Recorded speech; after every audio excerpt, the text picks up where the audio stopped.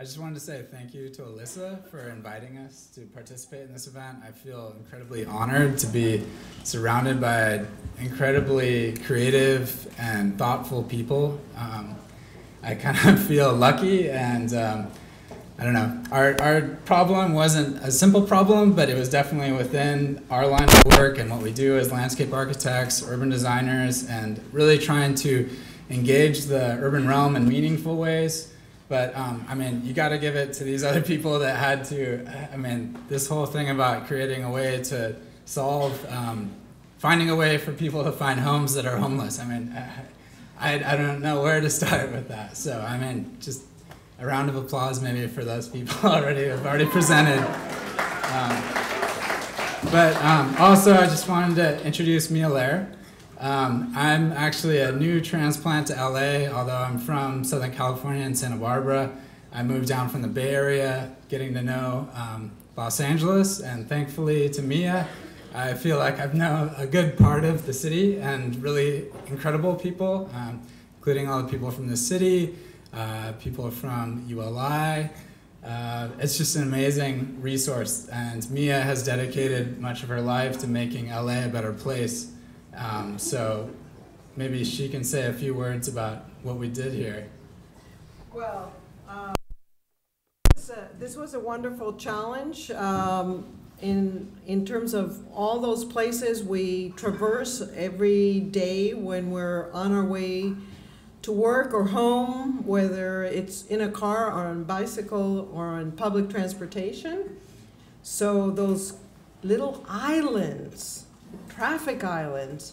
So Ben, I said to Ben, just do, just think outside the box and go for it.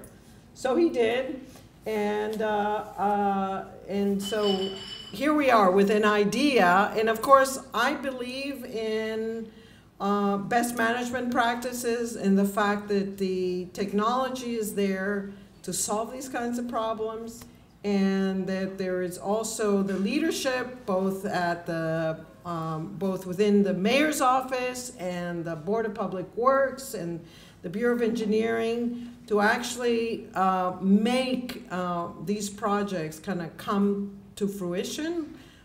So with that, we can dream with Ben. Thanks, Mia. So if you haven't done so already, I've been told never to read off a PowerPoint.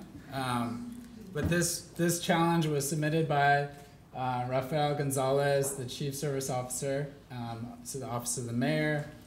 And really, it was exploring a simple idea of what can a traffic median, how can we think of those and retrofit them for the 21st century and make them, I think, obviously, accommodate for lower maintenance issues, reliant on less water. Some of these things that are just fundamentally important to landscape and the urban realm. And a solution could be as simple as planting xeriscape or native plant materials. But to us, we wanted to explore what could be an incredible opportunity within the urban realm. So looking outside our office, Wilshire Boulevard is this very classic, typical example of what LA urban means. And in the forefront here is, probably a single passenger inside this huge vehicle waiting to make their left turn to Ralph's. And we examined the idea of, well, what's interesting about this space is that we see it every day, yet it's almost invisible. And how can we begin to understand what does it mean to retrofit it? And you'll have to excuse these drawings, but I just wanted to take you on a lineal path of really understanding what we could do in this space. Now the problem, to those who aren't familiar with grading, is that a lot of these streets have a crown profile, which means that all the water drains from the center of the street to the edges.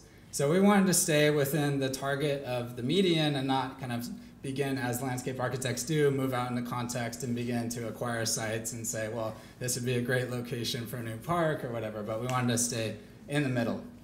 And the reality with that is that there's going to be less water in the middle, more on the edges. Also with that, understanding this drainage issue is understanding, can we create awareness of the slope? We had ideas about, as you're moving one way, you would kind of understand that you're moving across the urban plain and how these subtleties in the slope, and that quite wasn't working. We also explored, well, what if we work something out with the rain gauge to allow people to understand how much rain has fallen? Well, of course, being in the summertime, there's not a lot of rain going on. But actually in the wintertime, it's quite sufficient this year especially. And really, can we change the idea of this traffic island to a filter island? I think Mia actually threw that idea out, and with it that day she mentioned the idea of a siphon. And I was like, well, that's an interesting idea. Like, what is a siphon? What can it do? How can it relate to filter beds? And another problem with these bioswales that you'll begin to see, which are actually really important pieces of the urban infrastructure, is that because they're on the ground and because they're essentially plant materials and maybe a change of ground material, you don't really understand what's happening. Why are they there to most people? But back to this idea of siphon was the movement of water, the pulling it out. And as a big beer fan, I recognize that this is a technique people use to actually take out the sedimentation, and they call them the floaties, and the sediment that falls out of the bottom, so you get actually a clean glass of beer. And so I was like, well, why don't we just apply this to Wilshire and create Wilshire water? And so these precedents for moving water, and actually, we can hook into the edges, allow the water to filter back to the median, and through things like wind turbines begin to create our own energy on site, to create self-sustaining pumping mechanisms to begin to allow that water to go through a sequence of different types of filtration processes. And so here you see this rough sketch of water moving underneath the ground plane through what would be anaerobic chambers, which is an organism that helps take out all the impurities and begin to filter it down. And the key to this was making this thing visible, so it almost becomes a new water feature for the 21st century. And as you move up in space here, it would then filter through planting beds and take out all those finer grained nutrient or sediment issues to finally the last process, which could actually be an aquaculture tank. And then finally getting to that glass of water that we're all looking for. So as an end result, to create that glass of water on Wilshire was quite the event. And until somebody does this and puts that glass of water in your face, and these people come across it and recognize, what the hell are these people thinking? There's water in the middle of the street.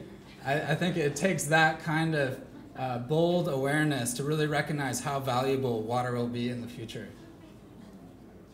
And so this is what you'll see in the magazine towards the end there, and you can get a fuller description of how this thing can work. And I was very happy to talk to Paula Daniels earlier, who said, hey, this thing might be able to work. So anyways, thank you.